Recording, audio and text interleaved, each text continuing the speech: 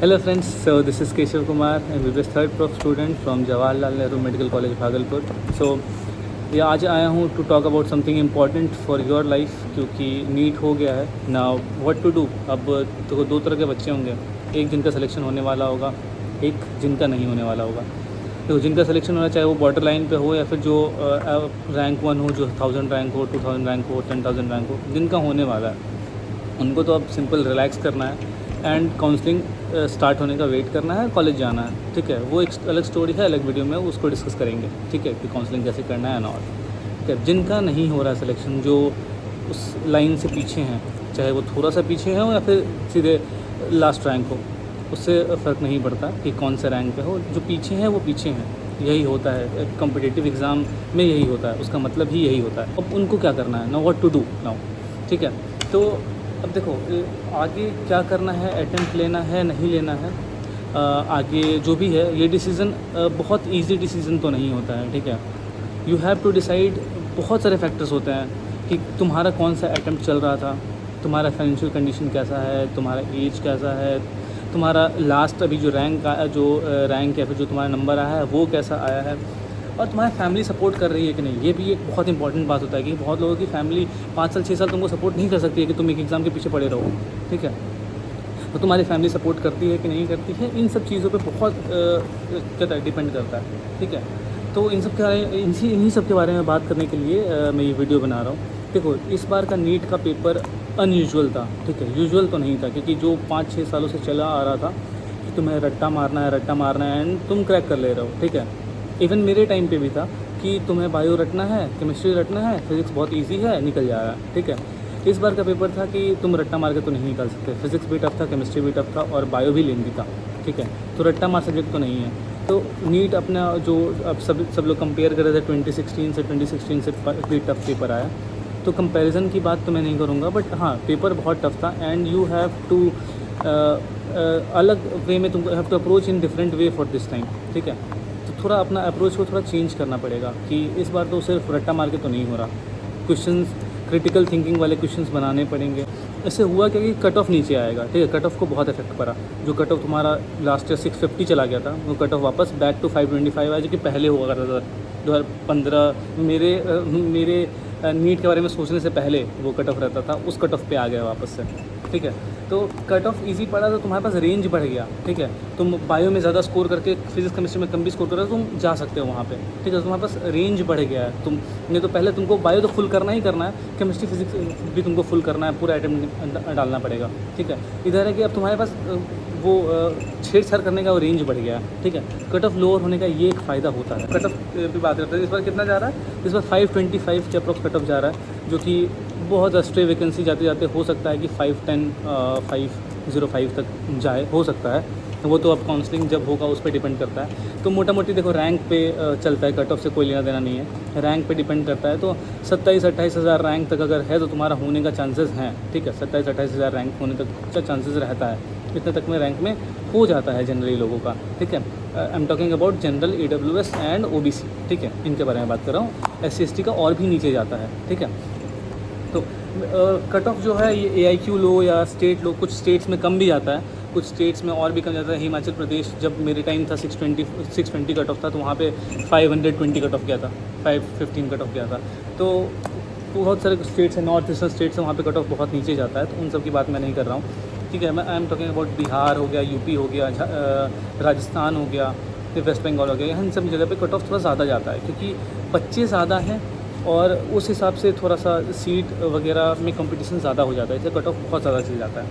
मान लो इस पर क्रैक नहीं हुआ तो अब क्या करना है. तो देखो, अपने आप को पहले तो थोड़ा टाइम दो, 2-3 दिन टाइम दो, खुद को सोचो, फिगर आउट करो कि क्या करना है, कैसे करना है. फैमिली सपोर्ट कर रही है नहीं कर रही है, फाइनेंशियल कंडीशन कैसा है, तुम एक और अटैम्प्ट ले सकते हो, तुम्हारा एज है कि नहीं, तुम्हारा लास्ट नंबर कितना आया, कौन सा अटैम्प्ट है, बहुत चीज़ मैटर करता है. ठीक है, बहुत कुछ मैटर करता है भाई. तुम ऐसे ही ऐसा चुटकी में ऐसा डिसीजन नहीं ले सकते कि नहीं हाँ इस बार फिर से एक और अटैम्प्ट देना है या नहीं देना है. अगर लेना है तो तुम ले सकते हो, मैं मना नहीं कर रहा हूँ, but you have to think कि एक बार तुम सोचो, तुम्हारी लाइफ है, टाइम गुजर रहा है, टाइम वापस नहीं आने वाला है. ठीक है, एक बार सोचो, नीट ही सब कुछ नहीं है, MBBS ही सब कुछ नहीं है.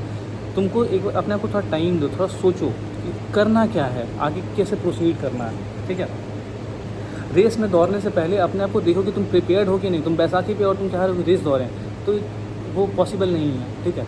तो रेस में दौड़ने से पहले देखो कि तुम रेस में दौड़ने के लिए एलिजिबल हो कि नहीं, तुम दौड़ सकते हो कि नहीं। तो दौड़ने के लिए तुमको पहले प्रिपेयर होना पड़ेगा। तो तुम अपने आप को देखो तुम रेस के लिए प्रिपेयर्ड हो कि नहीं है। कुछ मेरे सजेशंस हैं जो कि हम देना चाहेंगे, जो मे बी ने ड्रॉप लेने वाले हैं।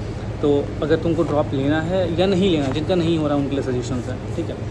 तो सबसे पहले तुम फैमिली से बात करो, उनका क्या विज़न है इसके टूवर्ड्स, ठीक है। वो क्या चाहते हैं, वो सीधे सीधे बोल रहे हैं हाँ तुम पे भरोसा है एंड दे वांट कि तुम एक अटैम्प्ट लो, तुम लो, ठीक है।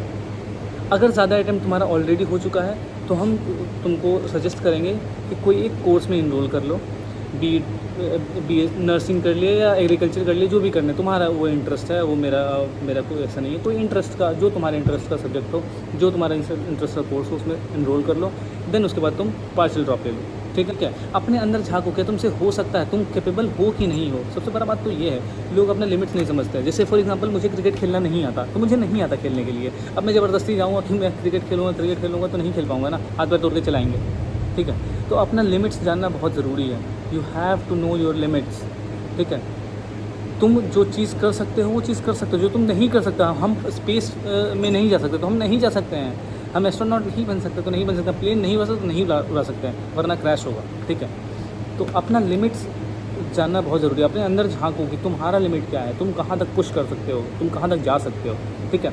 तुम कहाँ स्टैंड करते हो। भाई डिसअपॉइंट नहीं कर रहा हूँ, रियलिटी बता रहा हूँ कैसे दुनिया काम करती है। तुम्हें ग्रो करने की एक सलाह दे रहा हूँ, इट्स माई सजेशन। तुमको मानना है नहीं मानना है इट्स अप टू यू, ठीक है। But it's better to know where you stand, ठीक है। कुछ लोग हैं मेरा लाइफ में, मेरा फ्रेंड है जिसका इस बार 5th अटैम्प्ट में हुआ है उसका सिलेक्शन, ठीक है। 3 साल मेरा बात नहीं माना।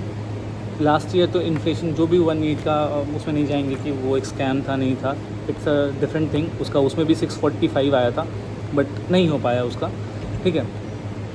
बट वो लास्ट 2 ईयर से मेरा बात मान रहा था, वो मेरा बात माना and this time he got 5000 rank. Number से कोई फ़र्क नहीं पड़ता, रैंक इज़ इम्पॉर्टेंट भाई, रैंक इंपॉर्टेंट है, नंबर से कुछ नहीं होता। तो कुछ है, कुछ एक्सपीरियंसेस है, मैंने देखा है। 3 साल मैंने, मेरे जूनियर्स आए हैं, 3 साल के जूनियर्स हैं, तो मैंने देखा है, इसलिए तुम्हें सजेस्ट कर रहा हूँ, ठीक है। मेरे बहुत सारे फ्रेंड्स हैं जिनका हुआ है, 23 में हुआ है, 24 में हुआ है, 25 में हुआ है। तो दिखता है किन लोगों का होता है, क्या करते हैं तो होता है। मैंने क्या किया, उन्होंने क्या किया, सब में एक सिमिलैरिटी दिखती है, ठीक है। अगर तुमको अटेम्प्ट लेना है, ठीक है, मान लो तुम डिसाइड कर चुके हो, तुमको अटेम्प्ट लेना है कि नहीं इस बार मुझे एक और ट्राई देना है, अटेम्प्ट लेना है, तो कैसे स्टार्ट करना है। तो स्टार्ट करने के लिए देखो, अगर तुम्हारा सिलेबस कंप्लीट है तो क्वेश्चंस बनाओगे तो तुमको उसी से क्लैरिटी मिलेगा। जैसे जैसे क्वेश्चन बनाओगे तुम्हारा गलत होगा, क्लैरिटी मिलेगा, वो तुम्हारा रिवीजन भी होता रहेगा एंड वो क्वेश्चन कैसे सॉल्व करना है वो एबिलिटी भी उसी से ग्रो होती है, ठीक है। तो क्वेश्चन बनाना स्टार्ट करना है। मान लो तुम्हारा फर्स्ट अटेम्प्ट था, तुम्हारा सिलेबस कंप्लीट नहीं है, तो पहले सिलेबस कंप्लीट करना है। इस चीज़ के बारे में एक अलग से वीडियो में अच्छे से एलिब्रेटर समझाएंगे कि कैसे क्या पहले कंप्लीट करना है, और थोड़ा डिस्टर्बेंस के लिए सॉरी, कैसे कंप्लीट करना है एंड कैसे तुमको अप्रोच करना है अपने एग्ज़ाम तक के लिए। पूरे 1 साल कैसे तुमको पढ़ाई करनी है, कैसे तुमको सिलेबस कंप्लीट करना है, ठीक है। एंड सबसे इम्पॉर्टेंट चीज़ जो कोई बात नहीं करता है, व्हेन टू एंड, कब तुमको इस रेस को छोड़ के भागना है। तुमसे अगर ये रेस नहीं कंप्लीट कर पा रहे हो तो तुमको कब इस रेस को छोड़ना है। ये बहुत ही इम्पॉर्टेंट चीज़ है जो कि कोई डिस्कस नहीं करता, ना कोई बात करना चाहता है इस बारे में। सब लोग बोलते हैं नहीं तुमको अटेम्प्ट देना है, तुम नीट करो। ज़रूरी नहीं नीट करो, ठीक है, ज़रूरी नहीं है। अगर सब नीट ही करेंगे तो डॉक्टर कहता है इंजीनियर कौन बनेगा, कौन नेता कौन बनेगा, बताओ। कोई क्या कहता है, मान लो कोई बिजनेसमैन है तो सब नीट ही नहीं करके किए ना, तो सब नीट ही करेंगे तो क्या, ज़रूरी नहीं कि तुम नीट ही करो, ठीक है। व्हेन टू एंड वाली बात ये है कि तुमको कब लगना है कि नहीं मेरे से अब ये नहीं हो रहा है, छोड़ देना है। मान लो तुम 4-5 अटैम्प्ट दे रहे हो, तुम्हारा जो मार्क्स वो स्टैगनेंट है, 200-300 से ऊपर बढ़ नहीं रहा है, या फिर तुम्हारा रैंक जो है 3 लाख 4 लाख ही रह रहा है, तुम्हारा रैंक भी नहीं बढ़ रहा है ना तुम्हारा नंबर इंक्रीज़ हो रहा है, स्टैगनेंट है। 4 साल से तुम पढ़ रहे हो, तुम 11th-12th किए, फर्स्ट अटैम्प्ट दिए, सेकंड अटैम्प्ट दिए, थर्ड अटैम्प्ट दिए, फोर्थ अटैम्प्ट किए, तुम्हारा नहीं हो रहा है, छोड़ दो। ज़रूरत नहीं है हर बार तुम फिर टाइम वेस्ट करोगे 1 साल। अगर करना है प्लीज़ ज्वाइन सम कोर्स, कोई कोर्स ज्वाइन करो, अपने इंटरेस्ट का, उसके बाद साथ में पढ़ो, बट प्लीज़ फुल टाइम मत दो, मेरा यही सजेशन रहेगा। अपनी लिमिट्स को समझना बहुत ज़रूरी है भाई। अपना लिमिट्स जिस दिन समझ जाओगे उस दिन तुम एक बेटर पर्सन बन जाओगे और एक कहता है बेटर स्टेट पे होगे, एक बेटर पोजीशन पे होगे अपने लाइफ में। सो इस वीडियो का एंड करते हैं, तो आगे बात करते हैं अलग वीडियो में कि काउंसलिंग कैसे करना है, and if you want to attempt की तो अटेम्प्ट कैसे तुमको प्रोसीड करना है till your path to success, ठीक है, कैसे करना है, उस चीज़ करने वाले वीडियो में बात करते हैं। फिलहाल के लिए इतना ही, इस वीडियो को एंड करते हैं। And please do like, subscribe and share with your friends. तुम्हें लगता है जिनको इस वीडियो से कुछ फ़ायदा हो सकता है, जिनको ज़रूरत है, प्लीज़ उनके साथ शेयर करो। And do let me in comments कि तुम्हें और किस चीज़ के बारे में जानना है। एंड फिलहाल के लिए इतना ही, बाय बाय, जय भारत, जय हिंद।